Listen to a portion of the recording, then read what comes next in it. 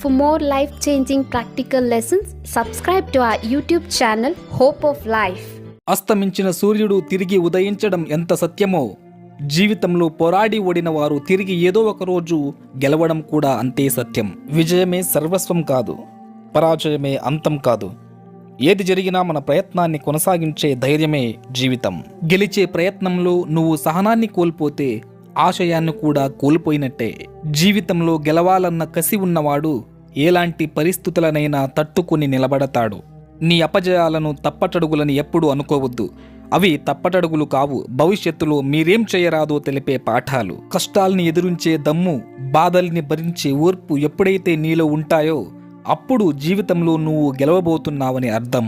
అరవని కుక్కలు ఉండవు, విమర్శించని నోరు ఉండదు, ఈ రెండూ లేని ఊరే ఉండదు. మన గమ్యం వైపు నడవడమే మన లక్ష్యమై ఉండాలి. మీ వెనుక మీ గురించి తప్పుగా మాట్లాడుకునే వారి గురించి ఆలోచించకండి, ఎందుకంటే వారి స్థానం ఎప్పుడూ మీ వెనకే. నీ లక్ష్యంపై ఫోకస్ కోల్పోవడం తప్పు కాదు, రీఫోకస్ చేయకపోవడం తప్పు. గౌరవంగా ఓడిపో, తప్పులేదు. మోసం చేసి మాత్రం గెలవకు.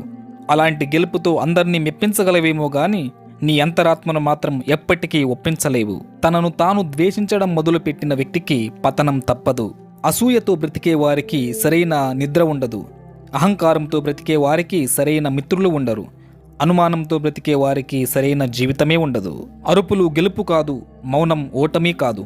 సమయానికి తగినట్లుగా ఉండడమే మనిషి గొప్పతనం. గెలుపు కోసం నువ్వు ఆకలిగా లేకపోతే ఓటమి నిన్ను తినేస్తుంది. జీవితంలో గెలవకపోవడం ఓటమి కాదు, మళ్ళీ ప్రయత్నించకపోవడం ఓటమి. మీ ధైర్యమును విడిచిపెట్టకుడి, దానికి ప్రతిఫలముగా గొప్ప బహుమానము కలుగును.